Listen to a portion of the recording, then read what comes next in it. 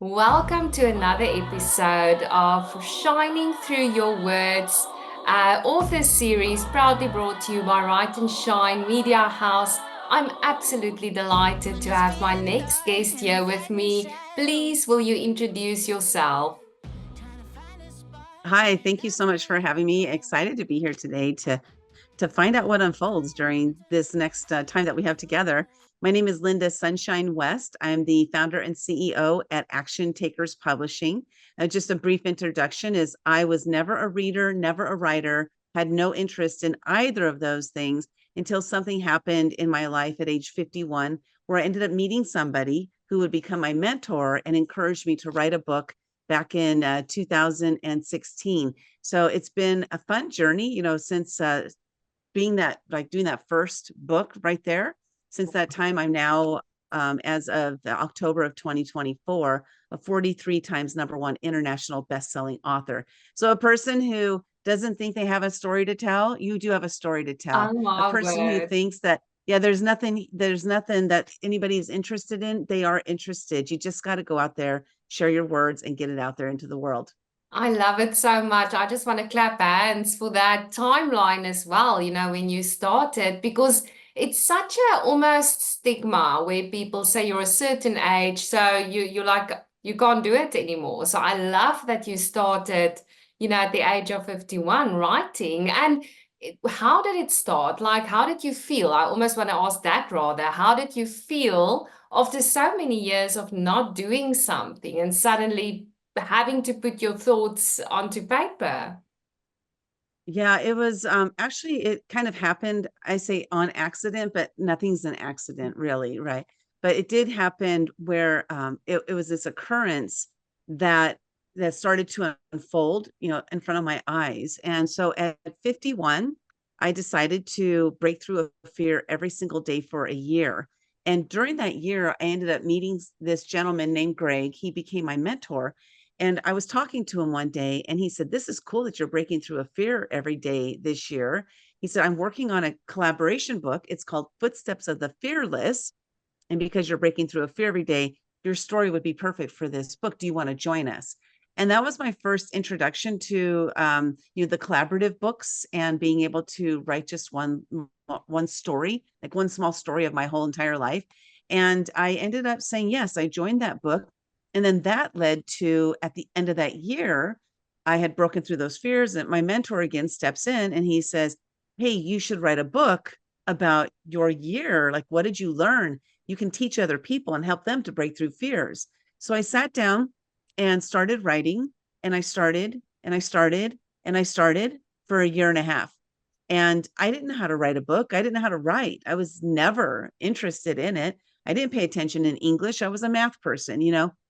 So I finally, after a year and a half, I met a book coach, and she taught me how to start it and finish it. And Wow. so it was because of that connection to her that I was able to now sit down and write my book, The Year of Fears. Now, at that point, I had started it so many times that I was able to sit down and finish it in a week. So I sat down Wow. and yeah, and got it done. I know my story. I just didn't Yes. know how to wrap it up. And Wow. so she helped me with that. So after that, then I was like, okay, I was in a collaboration book. I wrote my own book. And at this time in my life, I was growing a lot, going through personal development, making a lot of shifts and changes in my life. And I asked myself, what's my next natural state of progression? So I'm going to follow in my mentor's footsteps, and I'm going to put together my own collaboration book. And that was really the catalyst, that was that jumping off point for me to be doing what I'm doing today, a book publisher, for me to be a 43 times number one international best-selling author. That was my jumping off point, really was saying, I'm going to bring people together because I'm a community gatherer. I love doing that. I'm going to bring people together to share their story. And that was the start of it.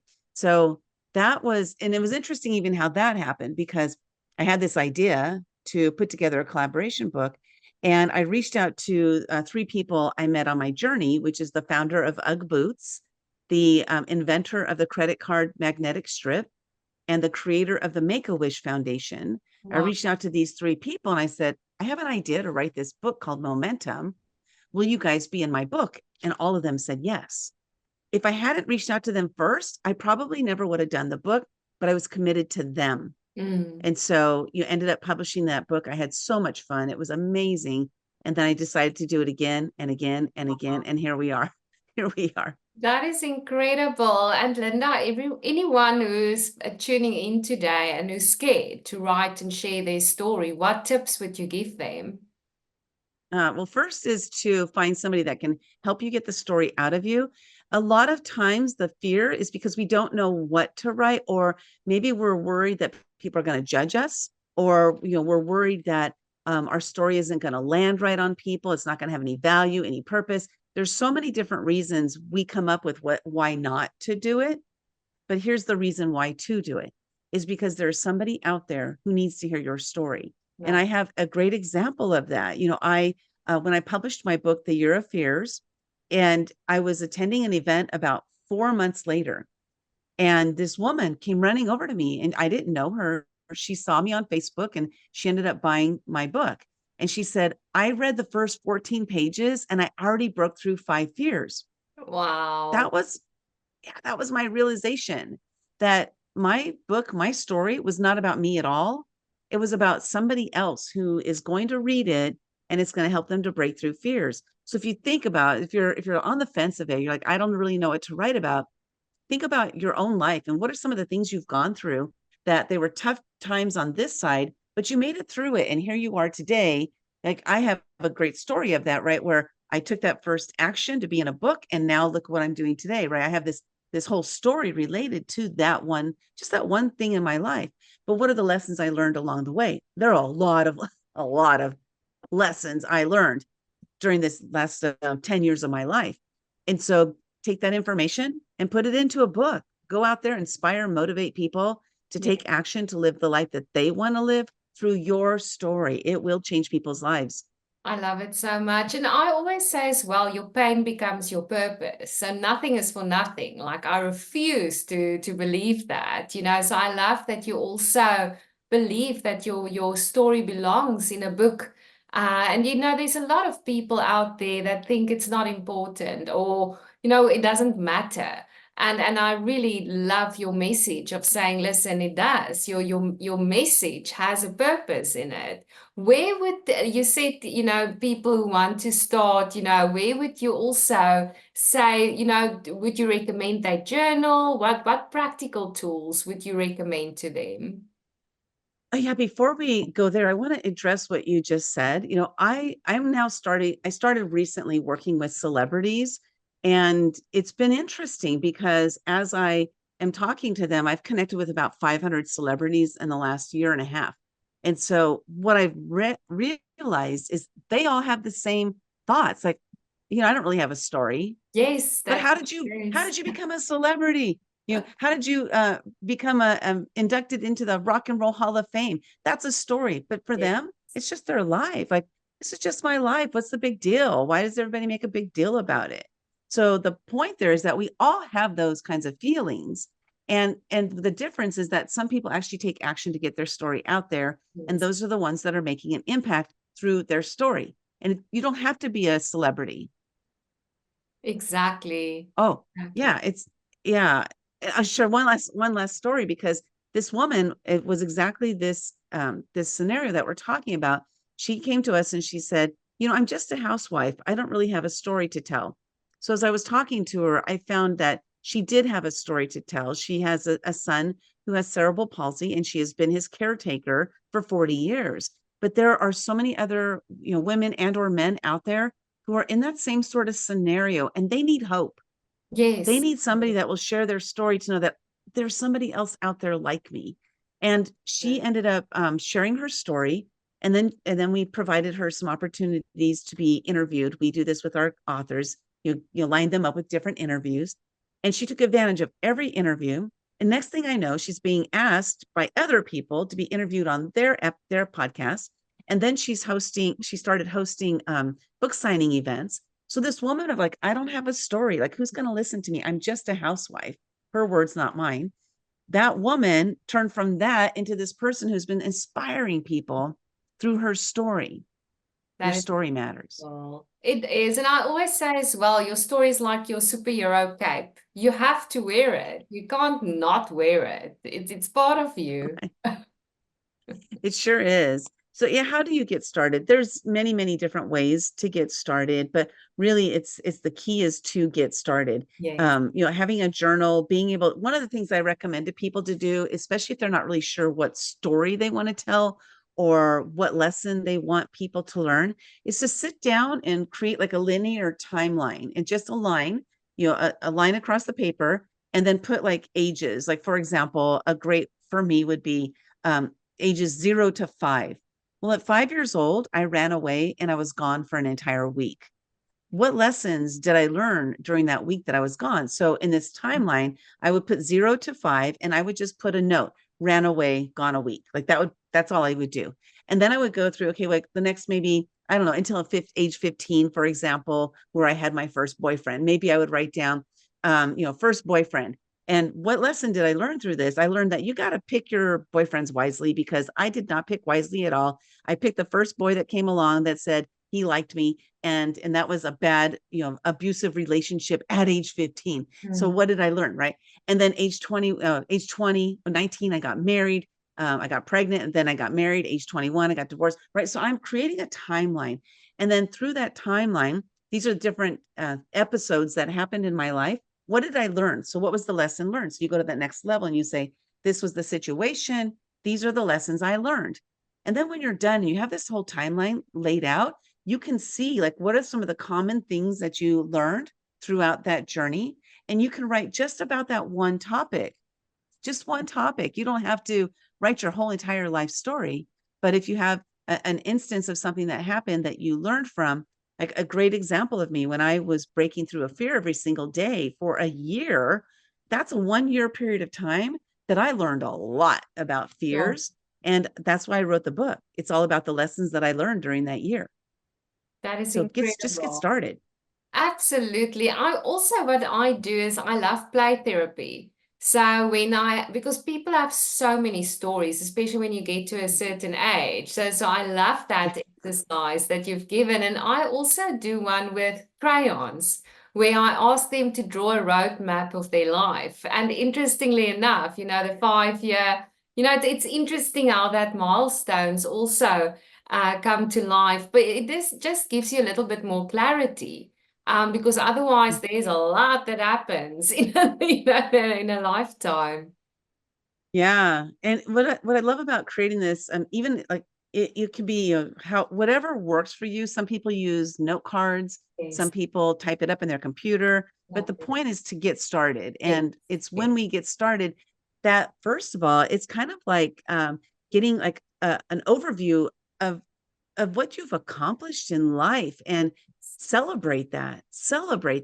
Have you had a lot of adversities that have happened in your life and you've come through them on the other side, unscathed, or did you learn something new, or did you meet somebody because of that experience that you had?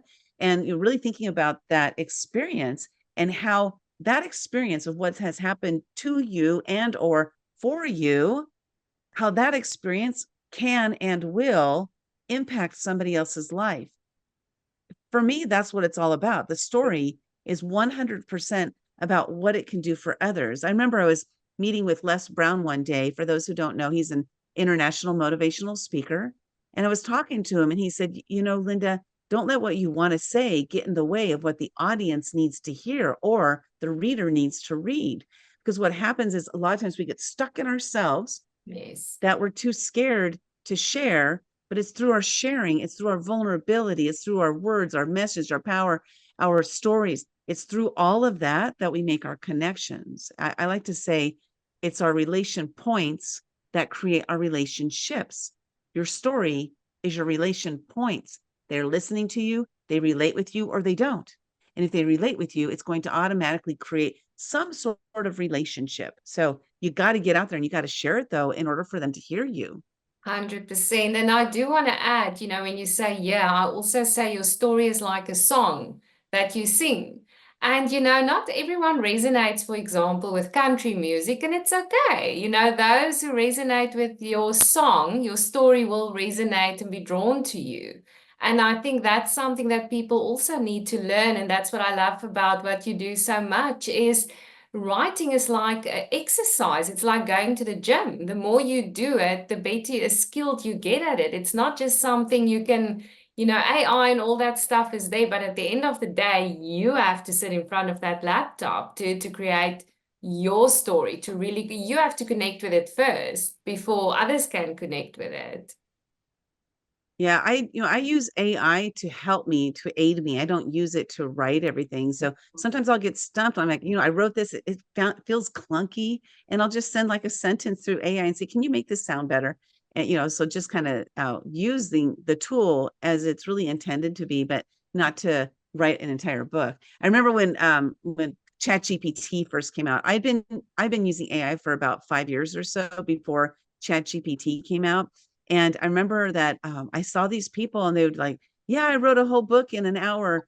But is it any good? You know, is it any good? I also like it's interesting. My adoptive father was a publisher. So I grew up, with books and the publishing industry, and my mom was a library teacher. So my love for books and the smell of books, all that stuff. So when you like, I just laugh when I saw people writing books in a day, and I'm like, what is happening here? Right. Yeah, you can't there's no personal touch, to it when you use AI. I mean, even we can train AI to be a lot like us, but will never be us. Yeah. And my AI, I've trained it really well, and it can write things like, wow, yeah, okay, you're so good. It knows me, but I still need that human element to it. And I loved how you mentioned the books, growing up with them. I had this friend, Kathy, and she loved the Harlequin romances Oh. so much that she always, always, always had a Harlequin romance in her hand or in her face. She was always walking around. I was like, ooh, she's so weird. I mean, she's my friend and everything, but she's so weird. Like, why is she so into those books? Like, I just didn't get it. I was not interested in reading. The only reading I ever did was because we had an assignment at school. Or if I started a new job and they gave me like an employee handbook and I had to read that. Like that was all I ever read until Harry Potter came along. Wow. Harry Potter. That is Yeah, so that interesting. Like, I'm the girl who didn't play with dolls. I'm the girl who had like a library stamp in her room. That's what I did. you're all excited, right? That's so My funny. my dolls had to sit around in a group and I would read to them. Like I'm that. Oh my gosh. You had a book club with your dolls. I had, and it's a true story. But also the books with a stamp, I glued like little papers into it, like Oh it's my gosh. massive How thing. cool. That's so funny. It is interesting how we all grow up differently, with our Yes. different likes and different interests and stuff. And you grew up in a family that was around books, so it was natural for you to be around that. In my family, like um, nobody before my family, sisters and brothers, nobody went to college or anything. My sister was the first to go to college in our family lineage, both my mother and my father's side. So education wasn't, I mean, it was a thing because we all graduated high school, but it wasn't a thing that was talked about in our household. We had to go on our own journeys. I Mm. didn't go to college. I was not interested. I was interested in boys, not college.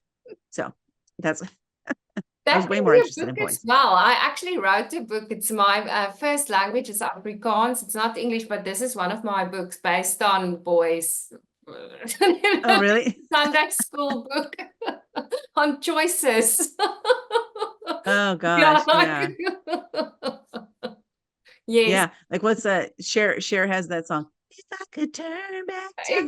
Yeah. exactly. There's a lot of things I do differently. I love the singing in between. I told you, your story is a song. Yeah. Well, actually, I'm going to share with you this little ditty that I created because I realized that nothing happens until we have awareness, because it's Yeah. awareness that helps us to see that something needs to change. And then we have to make a decision. Am I going to do something? Am I going to take action? Or am I going to be inaction, like I'm going to not take action, I'm going to have inaction. So either way, we're making a decision, right? But it goes like this. I have awareness. I have awareness now. I have awareness. Cow now, brown cow. I have awareness. I have awareness now. It's time for me to move on like Donkey Kong. I love My it. little ditty I wrote. Little ditty. It's so sweet. And it's true, but the awareness is everything. It really is. And that makes us better authors at the end of the day as Yeah. well. What is your Yeah, definitely. favorite books to write? If you have to Um, choose one now. yeah, for writing, I am 100% into the story, and giving that, hopefully, it's giving some hope and inspiration to people. So I'm definitely, into nonfiction. I'm not into fiction that much, even though I read the Harry Potter series. That's not where I spend my time, because I realized that I had spent so many years of my life in negativity, and I had so many fears. When I ran away at 5 and I was gone for a week, when I came home riddled with fears, and I became a people pleaser. Wow. So if you fast forward to age 51, that's the year that I broke through a fear every day for a year. I got rid of my people pleaser tendencies.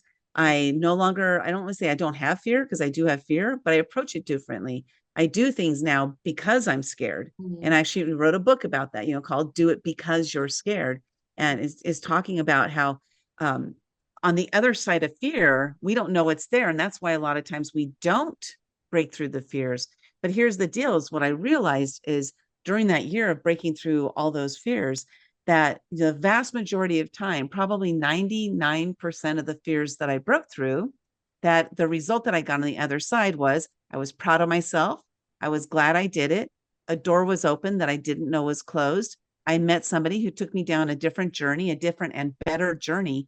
So if that's the case 99% of the time, why are we depriving ourselves of that? So this is what fear does, is it deprives us of all these great opportunities that are lying on the other side for us. And Wow. because of that, when I experience fear now, I'm like, oh, that's just fear. I have to do this because I'm scared. This is why I have to do it. And doors have opened like crazy. Working with celebrities is something I never would have imagined, let alone taking the step to make it happen. That is So it's been incredible. amazing. And well done. For me, I just think the whole time how your faith was bigger than your fear. And I do think, you can move mountains when you have just a little bit of faith, but in yourself as well, your own. I think the biggest thing for me that I've seen as well, I had massive imposter syndrome with what you say, the people pleasing. Oh, what a combination, you know. Right. Been there, done that.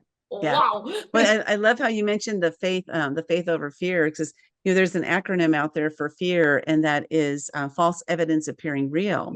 Well, I Yes. was about 6 months into breaking through my fears, and I was brushing my teeth. I was like, false evidence appearing real. There's nothing false about my fears at all. They don't appear real. They are real to me. I, And so I came up with my own acronym, and that is that faith erases anxious reactions. Because just like you ooh. mentioned, so because faith and fear can't exist together. It's either here or Yes. here, right? And so when our fear is strong, our faith is weak. Yes. So what this means is that when our faith is strong, our fear is weak. So for experiencing fear, what do we need to do? We need to move into a place of faith. And this is, a faith that I can do it. So what I say is, tap into your own beliefs in yourself. And if that doesn't work, tap into the beliefs of your mentors, of your coaches, those who have gone there before and can support you and bring you along the path. And then if that doesn't work also, then go to the next step, which is, whatever your higher power is. I believe in God. So I go to God and I was like, I tried it myself. I tried it with these people. It's not working. I need your help. And so tapping into that faith, it helps us to break through our fears a lot easier. And, it's like sometimes there's fear on both sides. So Yes. a great example, when I was 21, I had two babies. I had a 4-week-old and a 14-month-old, because I married young. I got pregnant, married, and then at 21, I had this situation that I was faced with, and it was, should I stay or should I go, from my ex-husband, right? And so I looked at that. I was scared to stay because it Mhm. was a very abusive environment. and I was scared to leave because I didn't know where I was going to go. So I was scared, Yes. period. Yes. So the question is, which fear is the fear that is going to free me Wow. from what I'm living in? And in that moment, I might not realize the power of leaving. Yes. I might think that I need to stay. Like my mom stayed with my dad for 55 years, and it was abusive relationship for 55 years. So I weigh these two things out and I say, you know what? I'm scared to leave. I'm scared to stay. I decided to leave. So I literally walked out. I didn't have a car. I packed up a diaper bag, my purse. I put my daughter in her little baby carrying case at 4 weeks old, my 14-month-old son on my hip, and I walked out of there. And Yo. see, it's interesting because people say that, wow, that's so brave. How'd you do that? The reality is that it was the lesser fear. Yes. Yes. So, so the bravery, I remember somebody said to me one day, my mom with my dad for all those years, all that abuse that she took. And I used to be so mad at her. And I would just like to myself, I would be like, she's so weak. You know, why did she stay with him? Why does she put up with this? How come she doesn't leave him? She talks about leaving, but she never leaves. So I had all this like anger wrapped into my mom and how she was teaching us to be like that, you know. And I remember somebody looked at me one day and said, what if your mom was actually strong for staying? I'm like, Wow. wow. That is sure. She was extremely resilient Mm. because she stayed. Was it the right decision? That's only her question to answer. She's passed on. But from my perspective, it wasn't the right decision. But who am I in her life? Yes. And her She story. was so resilient, extremely resilient to That is stay with that. incredible. And I do think some would. I also left very abusive situations purely because of not wanting, also very, very scared. I basically lost everything a few years ago, literally everything. And I think my fear of staying was bigger than leaving. So it literally is wisdom that you're sharing. And it is to say, listen, what fear is the biggest? And it's almost to Mm-hmm. starve that fear and move in faith because there's no guarantee if you leave how things will unfold. You have no idea. Yeah. Well, like the comfort zone that's created, right? So like with my mom, I'll share like my mom, she was with my dad for 55 years. My dad's last day on this planet, I was standing next to my mom when my dad took that last breath. And my mom's first words after 55 years of marriage were, thank God the bastard is dead. Wow. Those were her first words. And so you think about how for 55 years she held on to that. And Yes. finally, she was free for the first time in 55 years. So I'm looking at that situation and thinking, like, wow, it was like I knew it was bad, but I didn't know she knew it was bad because she never let on. You know, she Yes. just took it. She Oh, took it. She took it. She took it for years. And so, looking at that situation is she was scared to leave because she was living in a comfort zone. The comfort zone isn't comfortable. It's just our comfort because that's all we know. exactly. So when I broke through those fears every day, I was living in a comfort zone. And then I decided to break through a fear day one, day two, day three. And what happened is I was enlarging the size of my comfort zone and just kept getting bigger and bigger. So now being interviewed, I'm comfortable with. The first time I was interviewed, I wasn't comfortable at all. I interviewed stars on the red carpet. The first time I got on that red carpet, I was scared for the first two celebrity interviews that I Yeah. did. But it was enlarging the size because the next time I showed up for the red carpet event, I was like, I'm here. I'm ready to rock and roll. I know what I'm doing. I Yeah. belong here, Oh, yeah. and that's what I love about, breaking through fears is that all it does is it enlarges the size of our comfort zone. So Wow. now I'm comfortable in areas that were terrifying to me before, but now like that is where I feel I belong, Yeah. That's why we have to break through our fears because we're scared because we don't know what's going to happen on the other side. And that, my friends, is exciting. I That's love it exciting. so much. And it is like your fear is an indicator where you should go. If you're scared, do it. If there's butterflies, do it because that shows you should. If there wasn't butterflies, if there wasn't fear, then there's nothing. Right, right. Then you're not stretching. You're not stretching. I know Exactly. there's sayings like feel the fear and do it anyway, face the fear and rise. And there's all these different Mm. acronyms, but the reason I came up with do it because you're scared is Yes, because that's actually an empowering word. When yes, I say feel the fear and do it anyway, like that do it anyway, there's no empowerment there. That's yes, like, okay, it's fear. I'm just going to do it because somebody told me I got to do it anyway. But if I look at it and I say, oh, that's fear, awesome. I'm going to do this because I'm scared. This pulls me into a place of empowerment. And now I'm confident with breaking through the fear because I'm realizing that I'm not letting my fear hold me yes. back. Instead, I'm using it to propel me forward. Yes, yes. It's incredible. And for me, I'm wondering, Linda, who did you write your book for? Your latest book? Oh gosh, who did I write it for? Okay. I actually wrote it and I'm thinking about, I remember the situation. I sat down and I was going to be speaking at an event in 11 days. And I said to myself, I want to have a new book. Wow. And I said, okay, well, I've been saying you do it because you're scared for years, after breaking through those fears. And I was like, okay, can I get this book done, written, printed in my hand in 11 days? I don't know. Let me see if I can do it. Yes. And so I literally sat down and I devoted an entire day to writing. And that's all I did. I took like, I think 5-minute breaks in between every hour. Wow. I And love here's the thing. I know my story. I know my message. it. I've been speaking on this topic for 6 years. So I know what I need to do. And so I just sat down, I created my outline. I did what I teach. I created my outline, I created my subtitles, and I Yes. filled in like what stories go here.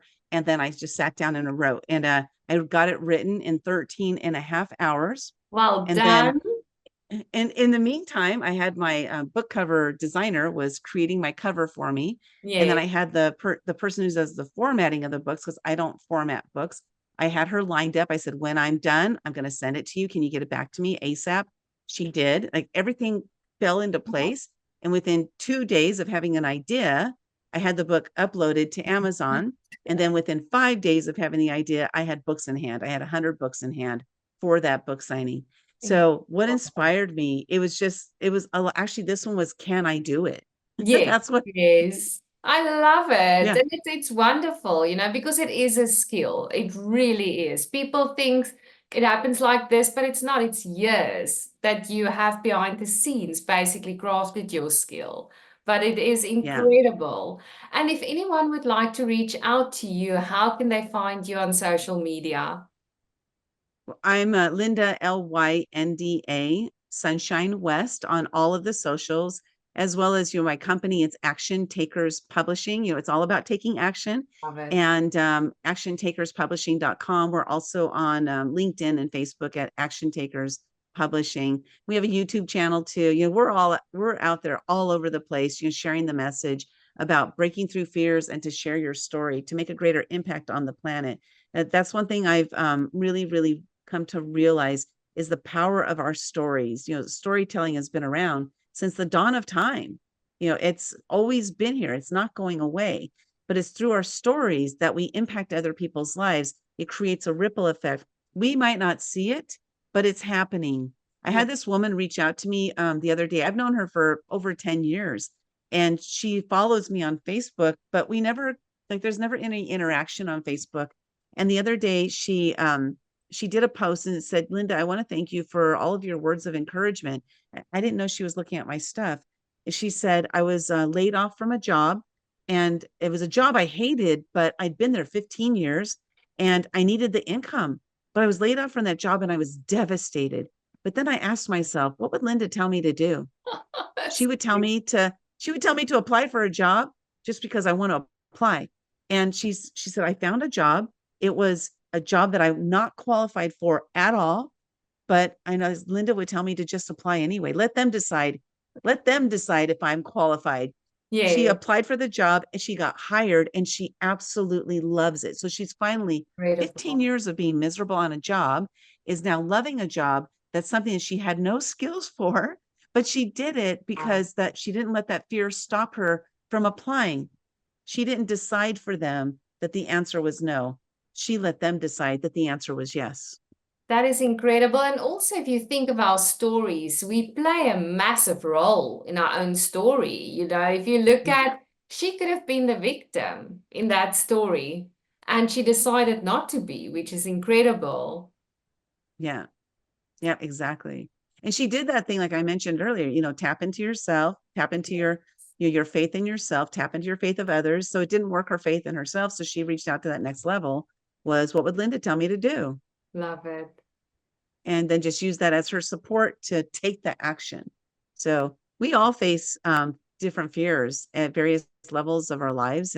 But what are we doing about it? Are we letting our fear control our lives, or are we going to take control over our fear and live the life that is meant for us? Because like you mentioned, like if you're getting butterflies, there's a reason for that. There's something on the other side there waiting for you. There's something waiting for you. Why are you depriving yourself of having that? Absolutely. And I love the name Action Takers. You know, for me, words is one thing, but if there's no action, it's nothing. Yeah, there's one thing I say too is that we can hope, dream, desire, pray for, manifest everything we want in life. But if Yeah, it's staring us in the face and we don't take action, nothing is going to happen. We have to take exactly. the action. Like Yeah. my mentor, he says, it's the action in the law of attraction that gets Ooh, us results. yes, Yeah, I love yeah. So that. we have to take action or nothing will happen. Your life will be the Wow. same. You'll look back and say, wow, what did I do this last year? Yes, yes. Yeah. No, I love that so much, Lynda. I hope you come and visit me again. I absolutely loved having you. Thank you so, so much for joining. Thank you for having me. Truly appreciate it. And I'll just share that this is the book, Please. Do It Because You're Scared. These are doors that you are facing in your life. And what are you doing? Are you going to stand behind the door or are you going to open it to opportunity? You got to step through that door to Love it. change your life. You can do it. You can do it. You got this. Oh, I love it. And the big thing is no one else is going to do it for you. Only you can do it. And just thank you Mm-hmm. so much for the wonderful reminder for everyone who tuned in today. I hope your pens are already in your hands as you will be taking action to sharing your story. Do it afraid, but just do it, like Lynda says. And please just remember that your story does matter, no matter what you think, no matter what others around you say. Your story has a purpose, and this is exactly why we do what we do and is so passionate about that, is to share these stories. And Lynda is just an incredible example for us to show, you know, when she started sharing her story, but also to empower others through theirs, how incredible the ripple effect is. She could have sat, you know, years ago and just decided not to do anything, but by one choice, one decision, and one book, one chapter, that all just put everything in motion. So keep on shining, everyone. Keep on writing. And please, please, please remember that your story matters. Have a wonderful day. Just watch me shine.